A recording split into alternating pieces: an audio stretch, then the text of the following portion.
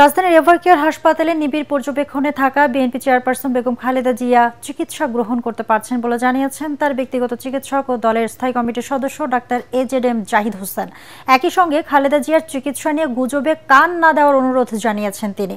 খালেদা জিয়ার সর্বশেষ শারীরিক অবস্থা ও চিকিৎসা নিয়ে দুপুরে হাসপাতালের মূল ফটকের সামনে সংবাদ সম্মেলনে ডাক্তার জাহিদ বলেন, দেশবাসীর দোয়ায় বিএনপি চেয়ারপারসন সুস্থ হয়ে ফিরে আসবেন বলে আশা করছেন চিকিৎসকরা। বেগম জিয়াকে চিকিৎসা দিতে আজ লন্ডন থেকে আসছেন বিশেষজ্ঞ চিকিৎসক দল। তিনি আরও জানান, দলের ভারপ্রাপ্ত চেয়ারম্যান তারেক রহমান সার্বক্ষণিক চিকিৎসার বিষয়ে তদারকি করছেন। সরকারের উপদেষ্টারাও সার্বিকভাবে খোঁজ রাখছেন এবং সহযোগিতা করছেন। বেগম জিয়ার শারীরিক অবস্থার বিষয়ে ডাক্তার জাহিদ ও দলের পক্ষে রুহুল কবির রিজভীর বক্তব্য ছাড়া অন্য কারো বক্তব্য প্রচার না করার আহ্বানও জানানো হয়। আল্লাহর অশেষ মেহেরবানিতে ডাক্তাররা যে চিকিৎসা দিচ্ছেন সেই চিকিৎসা উনি গ্রহণ করতে পারছেন। কোনো ধরনের গুজব ছড়ানো এবং গুজবে কান না দেওয়ার জন্য বিনীতভাবে পরিবারের পক্ষ থেকে, দলের পক্ষ থেকে আপনাদেরকে আমরা অনুরোধ করছি। ইউকে থেকে ওনাকে দেখার জন্য বিশেষজ্ঞ আসবেন এবং ওনারা দেখবেন। দেখার পরবর্তীতে ওনাকে যদি ট্রান্সফারেবল হয়, আমাদের যদি ট্রান্সফার করার প্রয়োজন পড়ে মেডিকেল বোর্ড মনে করে, তখনই ওনাকে সেই যথাযথ সময়ে ওনাকে চিকিৎসার জন্য দেশের বাইরে নিয়ে যাওয়া হবে।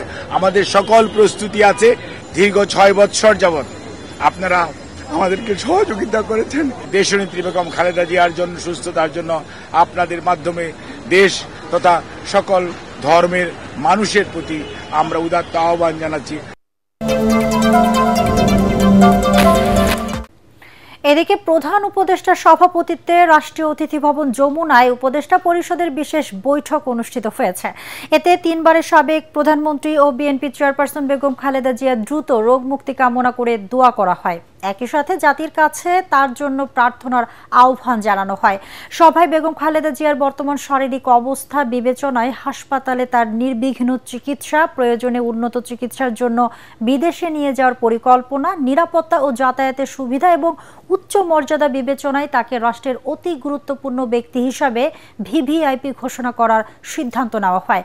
পরে বৈঠকের বিষয়ে ব্রিফিং করেন পরিকল্পনা উপদেষ্টা ডক্টর ওয়াহিদ উদ্দিন মাহমুদ। এদিকে বেগম খালেদা জিয়ার নিরাপত্তা নিশ্চিতে দুপুর থেকে এভারকেয়ার হাসপাতালে নিয়োজিত হয়েছে স্পেশাল সিকিউরিটি ফোর্স, এসএসএফ ও প্রেসিডেন্ট গার্ড রেজিমেন্টের সদস্যরা। বেগম খালেদা জিয়ার বর্তমান শারীরিক অবস্থা বিবেচনায় হাসপাতালে তার নির্বিঘ্ন চিকিৎসা, প্রয়োজনে উন্নত চিকিৎসার জন্য বিদেশে নিয়ে যাওয়ার পরিকল্পনা, তার নিরাপত্তা ও যাতায়াতের সুবিধা এবং উচ্চ মর্যাদা বিবেচনায় তাকে রাষ্ট্রের অতি গুরুত্বপূর্ণ ব্যক্তি ভিভিআইপি ঘোষণা করার সিদ্ধান্ত নেওয়া হয়।